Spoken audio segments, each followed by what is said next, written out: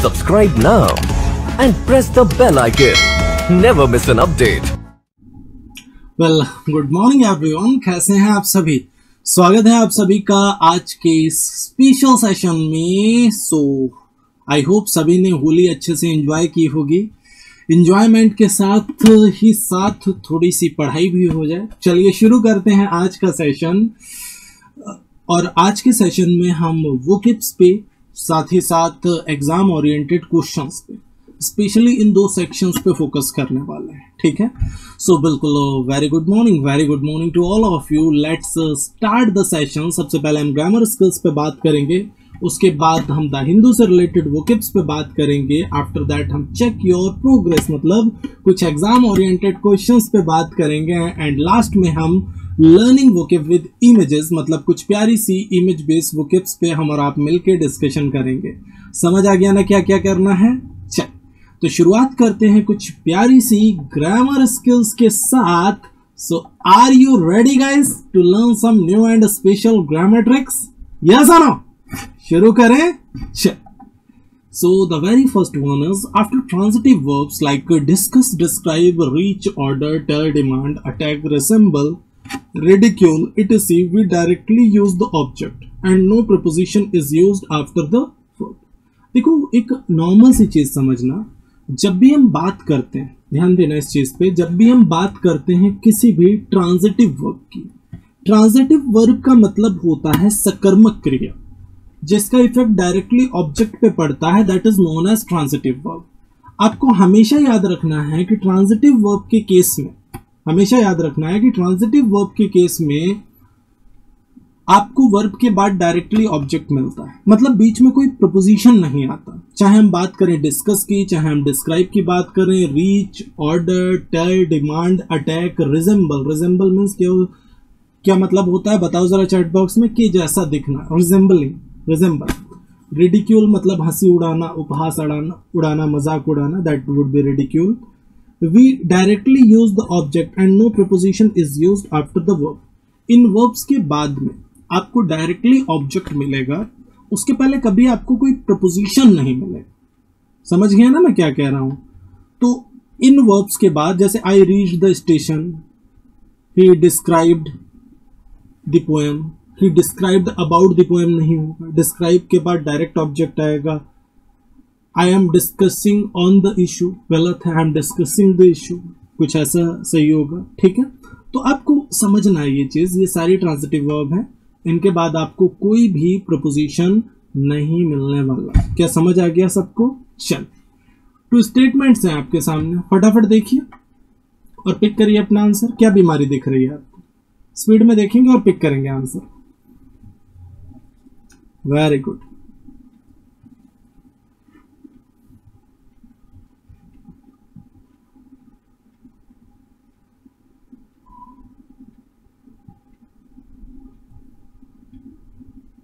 अच्छा, अब इस स्टेटमेंट को देख के हमें एक चीज समझ आ रही है। The poet describes about the beauty of nature in this poem. अब देखो, डिस्क्राइब के बाद आपको अबाउट का यूज नहीं करना है and the statement would be what? The poet describes the beauty of nature in this poem, कुछ ऐसा।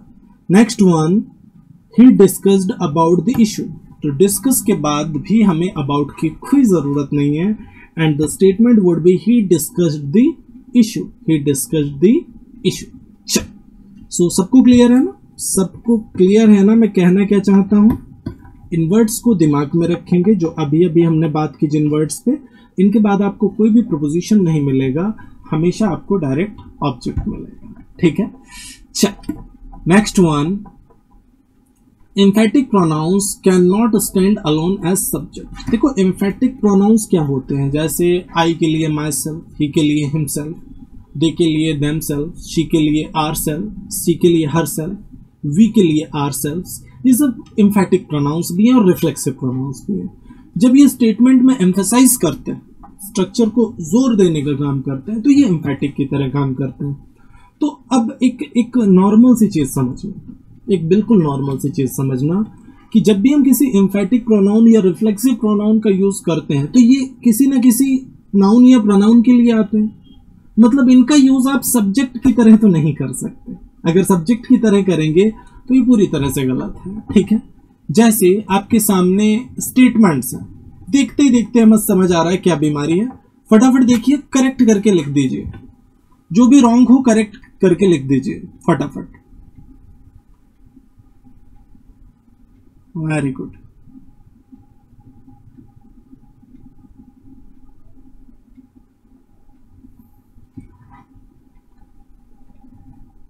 अच्छा, himself did it, himself did it या ही डिड इट? हिमसेल्फ को आप सब्जेक्ट की तरह यूज कर सकते हैं क्या? नहीं कर सकते। तो ही डिड इट ना कि he himself did it. Themselves are helping his brother, गलत है। They are helping his brother, या आप ऐसे भी लिख सकते हैं दे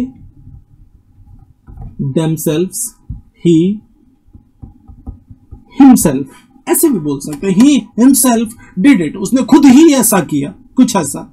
दे themselves are helping his brother, मतलब वो खुद ही अपने ब्रदर की हेल्प कर रहे हैं, उसके ब्रदर की हेल्प कर रहे हैं, कुछ ऐसा कहना चाहता है। तो अब एक प्रैक्टिकल सी बात है, दे देमसेल्व्स आ सकता है, ही हिमसेल्फ आ सकता है, दे या ही से भी स्टेटमेंट को फ्रेम कर सकते हैं, लेकिन हिमसेल्फ और देमसेल्फ को हम सब्जेक्ट की तरह यूज नहीं कर सकते, कुछ ऐसा कहना चाहता है। क्या सभी को क्लियर हो गया? बिल्कुल हलवा सा पार्ट है, सभी को समझ आ गया अच्छे से? चल आगे बढ़ते हैं, कुछ प्यारी सी द हिंदू से रिलेटेड वोकिब्स पे बात कर लेते हैं, कुछ एग्जाम ओरिएंटेड वोकिब पे डिस्कशन कर लेते हैं। So the very first one, सबसे पहला जो वोकिब है एंटीपैथी। एंटीपैथी मीन्स होता है विरोधाभास, विरोधाभास, हॉस्टिलिटी, अनिच्छा, डिसलाइकिंग से भी डिनोट कर सकते हैं, ठीक है। एंटेगनिज्म हो गया, एनिमोसिटी हो गया, तो नेगेटिविटी जो है, विरोधाभास जो है, जैसे अनिच्छा से भी एंटीपैथी को डिनोट करते हैं हम लोग, जो अंदर से हमारे अंदर इच्छा नहीं होती किसी काम को करने की या कुछ खाने पीने की, कुछ भी हो सकता है, that is also antipathy.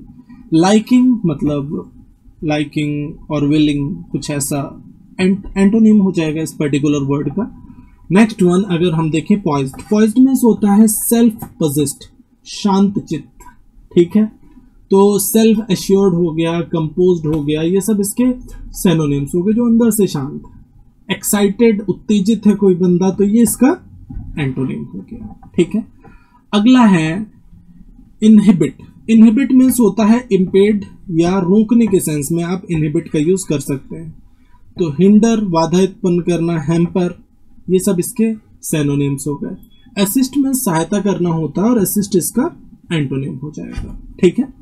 Next one dissent. Dissent means होता है असहमति या डिसएग्रीमेंट से आप डिनोट कर सकते हैं, ठीक है। तो डिस्प्यूट हो गया, आर्गुमेंट हो गया, ये सब इसके सिनोनिम्स हो गए। और अगर एंटोनिम्स की बात करूं तो वो क्या हो गया? अग्रीमेंट हो गया, ठीक है, ये इसका एंटोनिम हो गया। चल तो लेट्स चेक योर प्रोग्रेस। चलो बात कर लेते हैं कुछ एग्जाम ओरिएंटेड क्वेश्चंस पे। सो क्या सभी तैयार हैं? क्या सभी रेडी हैं? शुरू करें। एक बार सेशन को लाइक और शेयर कर देना है भाई, ज्यादा से ज्यादा एस्पिरेंट्स तक सेशन को फैला देना है, पहुंचा देना है। तो सभी रेडी हैं? शुरू करें। So the very first one, सबसे पहले हम बात करेंगे कुछ प्यारे से एग्जाम ओरिएंटेड सिनोनिम से रिलेटेड क्वेश्चंस और उसके बाद अगले सेक्शन पे चलेंगे, ठीक है। तो शुरुआत करते हैं सिनोनिम से रिलेटेड क्वेश्चंस के साथ। So the very first one is, सबसे पहले हम बात कर लेते हैं सिनोनिम से रिलेटेड क्वेश्चंस पे। सिनोनिम से पहला क्वेश्चन हमारे सामने है कजेंट। कजेंट वर्ड का आपको मीनिंग बताना है। टेंटेटिव हो गया, फोर्स्ड,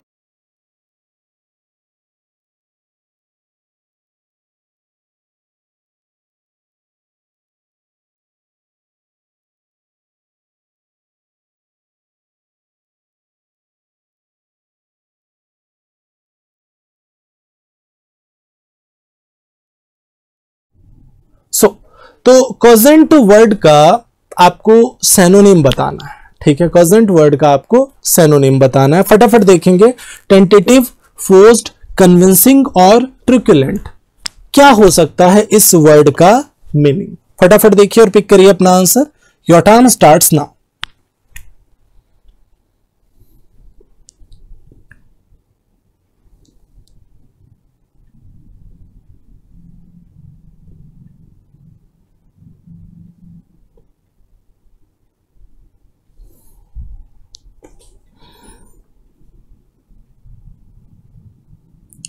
ओके, तो अब यहां से अगर हम देखें कॉजेंट का मीनिंग क्या होता है? कॉजेंट मीन्स होता है ठोस या सटीक। ठोस या सटीक से डिनोट कर सकते हैं कॉजेंट को, ठीक है। तो अब अगर हम बात करें इसके सैनोनिम की, तो सीधे सीधे क्या हो जाएगा? कन्विंसिंग, मतलब कोई ठोस सबूत है, कंजेंट है तो कन्विंसिंग सबूत है, कुछ ऐसे आप डिनोट कर सकते हैं। तो ठोस या सटीक को हमने डिनोट कर दिया कन्विंसिंग से। सैनोनिम आपका यही चला जाएगा। टेंटेटिव मतलब होता है अस्थायी। फोर्स्ड, फोर्स्ड को अगर हम डिनोट करें, कुछ भी फोर्स्ड किया जा रहा है, बाय फोर्स किया जा रहा है, तो गलत ही हो जाएगा। ट्रिक्युलेंट, ट्रिक्युलेंट मीन्स होता है लड़ाकू। लड़ाकू मतलब जो झगड़े करता रहता है हमेशा, दैट इज ट्रिक्युलेंट। आपका जो एक्चुअल आंसर जाने वाला है that is what? Actual answer आपका जाएगा सी पार्ट।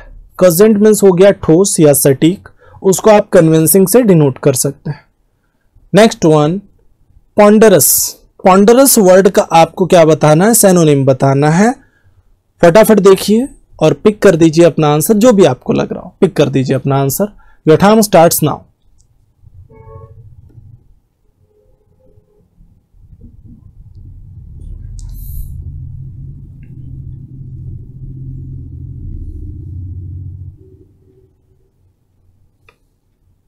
Very good.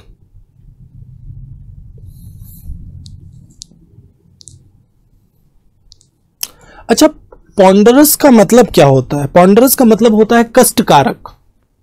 कष्टकारक या कष्टदायक, इससे आप डिनोट कर सकते हैं पॉन्डरस को, ठीक है। कोई भी बड़ी प्रॉब्लम है। Unworldly would be the correct one. इस पर्टिकुलर वर्ड के लिए जो आपका जो एक्चुअल आंसर जाएगा दैट इज अनवर्ल्डली, ठीक है। इसका मतलब होता है बोझिल। बोझिल समझ रहे हैं ना? किसी के ऊपर बोझ है जो किसी भी चीज का, उसको डिनोट कर सकते हैं। तो पॉन्डरस का जो सैनोनिम जाएगा वो जाएगा अनवर्ल्डली। अब कॉन्टेम्पलेटिव, अगर मैं कॉन्टेम्पलेटिव की बात करूं, कॉन्टेम्पलेटिव मीन्स होता क्या है? चिंतनशील, मतलब जो विचारशील है, चिंतनशील है, जो चिंता करता रहता है, चीजों के बारे में सोचता रहता है, चिंतन करता रहता है, वो कॉन्टेम्पलेटिव है, ठीक है। विचार करते रहना, चिंतनशील, कुछ ऐसे आप डिनोट कर सकते हैं कॉन्टेम्पलेटिव को। कॉम्पैक्ट, कॉम्पैक्ट का मतलब होता है सघन या ठोस, ड्रीमी, जो सपने देखता रहता है। आपका जो एक्चुअल आंसर जाने वाला है that is what? C part would be the correct one. C part आपका बिल्कुल करेक्ट जाएगा answer. Next one, tenuous. Tenuous word का आपको क्या बताना है? सैनोनिम बताना। बहुत ही प्यारा वर्ड है, कई बार एग्जाम में आया है। मोस्ट इंपॉर्टेंट वर्ड है आपका, मोस्ट इंपॉर्टेंट वर्ड है। Just pick your answer. Your time starts now.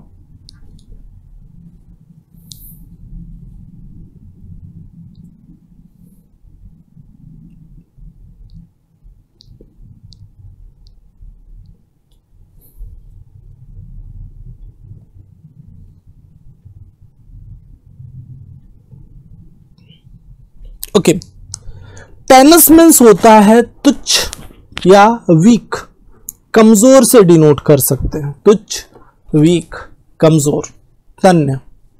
टेनस means तुच्छ, वीक, कमजोर। तो fragile would be the correct one for this. Fragile का मतलब क्या होता है? कमजोर होता है, ठीक है। तो आपका जो एक्चुअल आंसर जाएगा टेनस का वो जाएगा फ्रेजाइल।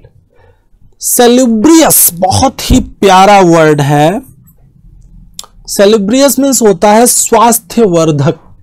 कोई भी चीज जो स्वास्थ्य को बढ़ाती है, इंप्रूव करती है, उसे हम सेलिब्रियस बोल सकते हैं। सेलिब्रियस मीन्स क्या होता है? स्वास्थ्यवर्धक।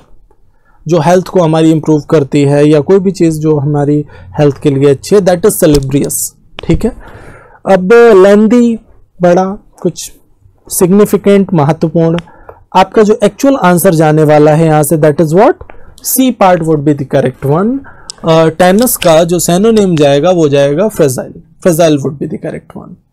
Next question, contrite. Contrite word का आपको क्या बताना है, सैनोनिम बताना है। बहुत ही प्यारा वर्ड है, फटाफट देखिए और पिक करिए अपना आंसर। Very good.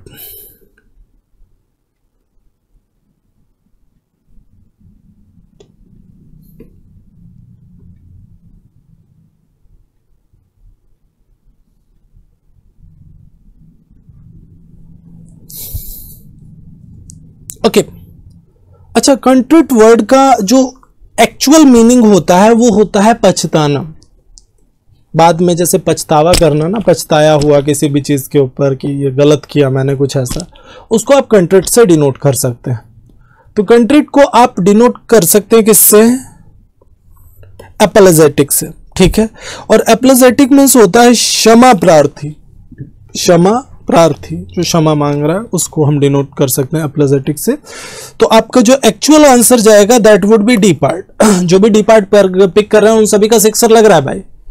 स्टॉलिड, अगर हम स्टॉलिड को डिनोट करें तो स्टॉलिड मीन्स होता है स्थिर, मतलब स्टैटिक से आप डिनोट कर सकते हैं स्टॉलिड को।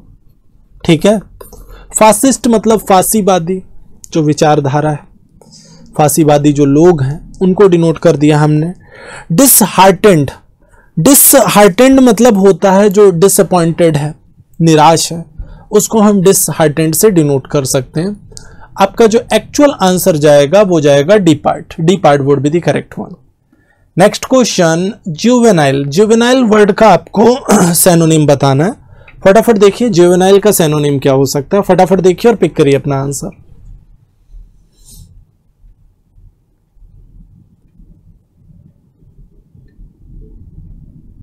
वेरी गुड, जुवेनाइल का सैनोनिम बताना है आप सभी को।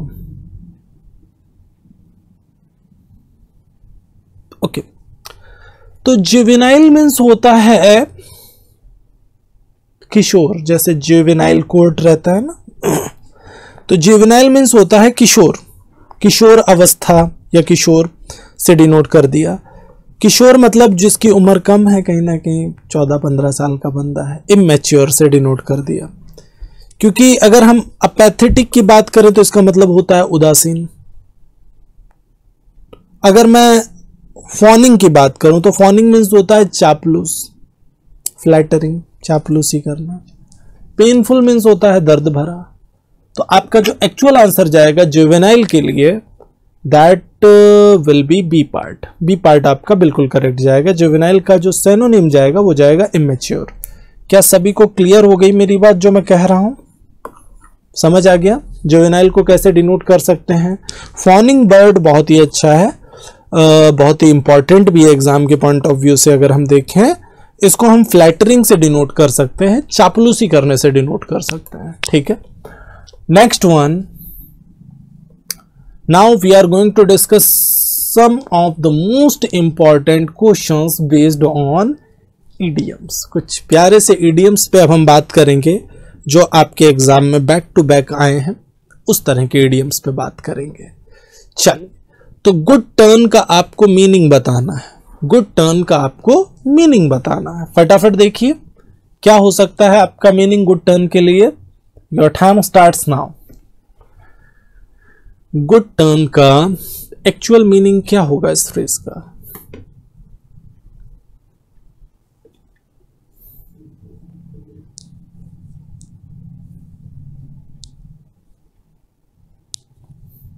Very good.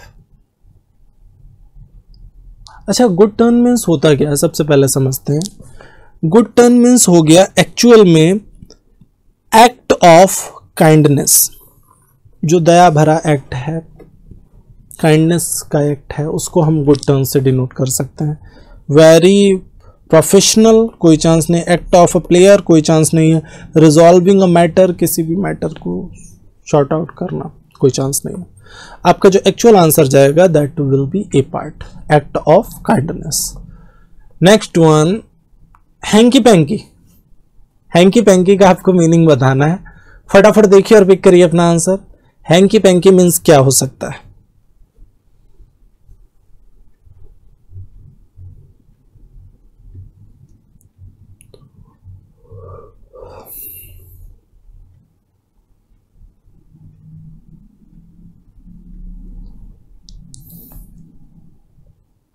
जैसे जगलर मीन्स होता है मदारी, समझ रहे हो ना, जो करतब दिखाता है, करतबबाज, उसको हम जगलर से डिनोट कर सकते हैं।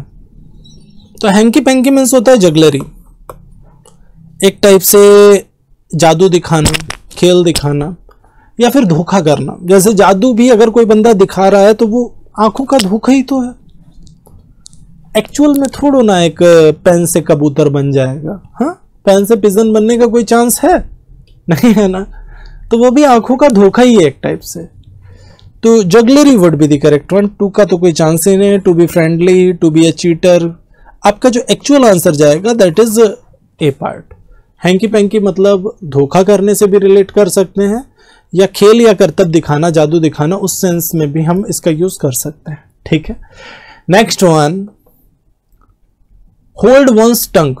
जैसे बोलते हैं ना जस्ट होल्ड योर टंग। अब होल्ड वंस टंग का मतलब क्या हो सकता है? फटाफट देखिए और पिक करिए अपना आंसर। होल्ड वंस टंग, क्या मीनिंग हो सकता है इसका?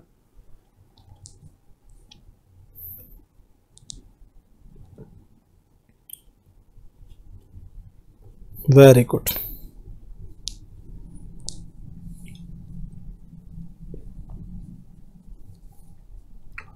जैसे किसी से अगर आपने बोला होल्ड योर टंग, मतलब आप इसे चुप होने के लिए बोल रहे हैं। अगर आप किसी से बोल रहे हैं होल्ड योर टंग, मतलब क्या आप कह रहे हैं चुप हो जाओ, जुबान संभाल के बात करो, कुछ ऐसे बोल रहे होते हैं ना लोग। तो होल्ड वंस टंग मतलब क्या होता है? Keep quiet. To keep quiet मतलब शांत होना। अप्रिशिएट, अप्रिशिएट मीन्स होता है प्रशंसा करना या तारीफ करना, कुछ ऐसे आप डिनोट कर सकते हैं। टीज, टॉर्चर करना, परेशान करना किसी को। To give fake smile, fake smile कैसे दी जाती है? जो अंदर से नहीं हंस रहे होते, बाहर से स्माइल चिपका के घूमते हैं। हाँ, कभी आप किसी चीज से नाराज हैं, आप किसी पार्टी में आप गए हैं तो जबरदस्ती फेक स्माइल चिपका के घूम रहे हैं। हाँ, ऐसी स्माइल जो अंदर से नहीं आती, बाहर से चल रही होती है सिर्फ। हाँ, उसको आप डिनोट कर सकते हैं फेक स्माइल से। तो आपका जो एक्चुअल आंसर जाएगा hold one's tongues would be what? To keep quiet, शांत होना। ठीक है, नेक्स्ट वन, हैंग फायर। बहुत ही प्यारा सा इडियम है। हैंग फायर का आपको मीनिंग बताना। इन एंगर, काम, रिजॉल्व इशू, अनरिजॉल्व इशू। फटाफट देखिए और पिक करिए। हैंग फायर का मीनिंग क्या हो सकता है? हैंग फायर का एक्चुअल मीनिंग क्या हो सकता है? Very good.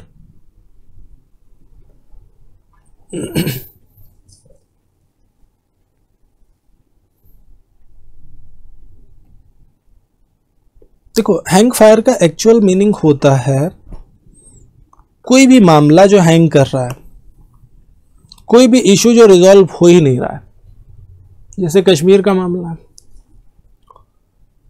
अब वो मामला इतने लंबे टाइम से चल रहा है, अब तो रिजोल्यूशन की ओर है। 370 हटी है वहां से, तो तब से वो रिजोल्यूशन की ओर है मामला, लेकिन काफी लंबे टाइम तक वो एक हैंगिंग फायर रहा। आज की डेट में भी कहीं ना कहीं वो कॉन्फ्लिक्ट्स तो अभी भी तो हैंग फायर मतलब क्या हो गया? अनरिजॉल्व्ड इशू हो गया। इन एंगर कोई चांस नहीं है, काम, शांत होना, रिजॉल्व्ड इशू कोई चांस नहीं है। आपका जो एक्चुअल आंसर जाएगा that is D part. D part would be the correct one. Next one, hope against hope. Hope against hope, फटाफट देखिए और पिक करिए अपना आंसर।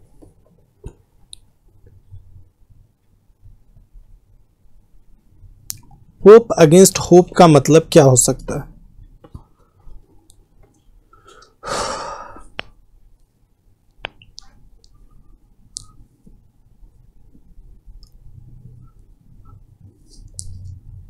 होप अगेंस्ट होप का मतलब वेरी हैप्पी, वेरी सैड तो नहीं होगा।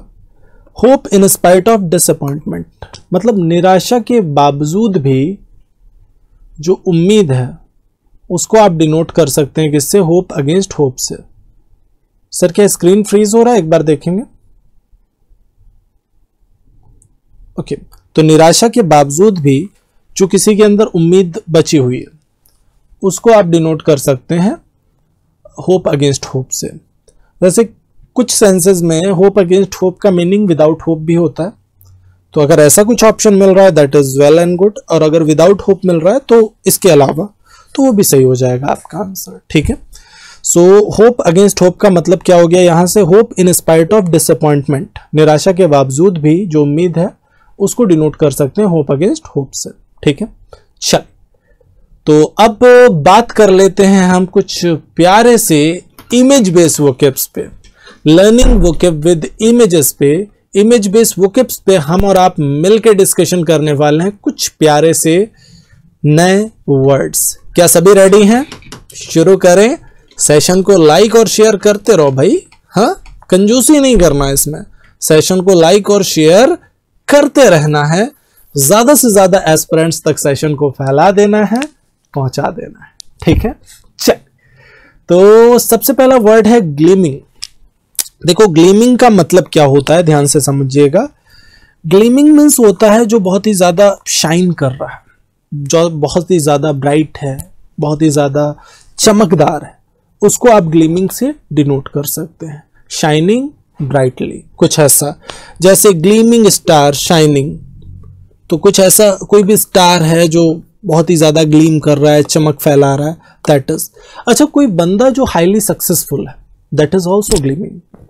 कुछ लोग ऐसे होते हैं ना जिनकी चमक बहुत अलग लेवल की होती है, जिनकी बातें सुन के इंप्रूव करने का मन करता है, जिनको सुनने का मन करता है, जिनसे हम अट्रैक्ट होते हैं, तो वो लोग भी ग्लीमिंग, वो लोग भी क्या है? ग्लीमिंग। ठीक है, नेक्स्ट वन गार्गेशियन। गार्गेशियंस को डिनोट करें अगर हम, वैसे गार्गेंटियन कुछ ऐसे बोल रहे होते हैं हम, वैसे गार्गेशियन होता है इसका करेक्ट जो प्रोनाउंसिएशन होता है। गार्गेशियन मीन्स होता है एक्सट्रीमली लार्ज। जैसे ये जो स्नेक है ना पार्क के अंदर, ये गार्गेशियन है, मतलब काफी ज्यादा बड़ा है, कुछ ऐसे डिनोट कर सकते हैं इसको। ठीक है, बहुत ही बड़ा या विशाल का है, कुछ ऐसे आप रिलेट कर सकते हैं इसको। Next one fatalism. फैटलिज्म मतलब the believe that what will happen has already been decided and can not be change. Fatalism means क्या हो गया? भाग्यवादी। जैसे फैटलिस्ट मीन्स भाग्यवादी होता है ना, तो फैटलिज्म मीन्स क्या हो गया? भाग्यवादिता। कुछ लोगों के अंदर एक बिलीफ सिस्टम काम करता है कि भाई जो होना है वो तो होना है। हमें लगता है कि हम सोच रहे हैं, लेकिन हमारी सोच भी पहले से ही डिसाइडेड है, लिखी हुई है। ठीक है, तो ऐसे लोग होते हैं भाग्यवादी, जो सिर्फ किस्मत पे बिलीव करते हैं। और अगर सिर्फ किस्मत नाम का कुछ नहीं होता, ऐसा कुछ नहीं होता है, बिल्कुल होता है, लेकिन किस्मत आपके एफर्ट पे बनती है। जो आप अभी करेंगे उस बेस पे ही तो आप कुछ कर पाएंगे लाइफ में। कैसे बैठे रहेंगे शांति से कि हाँ ठीक है, भगवान जो करेंगे अच्छा ही होगा। भगवान अच्छा तब करेंगे जब आप कुछ अच्छा करेंगे। जब तक आप कुछ नहीं करेंगे तो भगवान भी कुछ नहीं करेंगे, सीधी सी बात है। ऊपर वाला आपके साथ अच्छा कब करेगा? जब आप अपने साथ कुछ अच्छा करेंगे, क्योंकि आपके ऊपर वाले जो हैं वो आप ही हैं, और ये बात हमें समझ नहीं आती। हाँ, तो फैटलिज्म समझ में आ गया ना? हाँ, भाग्यवादिता, फैटलिस्ट मीन्स भाग्यवादी होता है। ठीक है, चलिए होमवर्क देख लेते हैं फटाफट। Give one a long rope. Homework का आंसर मैं आपको कमेंट बॉक्स में ही कर दूंगा। ठीक है, तो आज का सेशन यहीं पे होता है समाप्ति। एक प्रीमियर सेशन था। अब जो आपको मंडे का सेशन होगा, मंडे से आपको रेगुलर लाइव सेशंस मिलेंगे ठीक सुबह 8 AM पे यहीं इसी महिंद्रास के ऑफिशियल यूट्यूब चैनल पे। सो अगर सेशन में मजा आया तो एक लाइक कर देना भाई, कमेंट करिए, अपना एक्सपीरियंस जरूर शेयर करिए, कैसा लगा आप सभी को सेशन जरूर बताइएगा। शेयर करना बिल्कुल मत भूलिए, चैनल पे नए हैं तो सब्सक्राइब कर देंगे और बेल आइकन प्रेस कर देंगे। मैं मिलूंगा आपसे मंडे को ठीक सुबह 8 बजे लाइव यहीं इसी महिंद्रास के ऑफिशियल यूट्यूब चैनल पे। Till then take care, thank you. Subscribe now and press the bell icon. Never miss an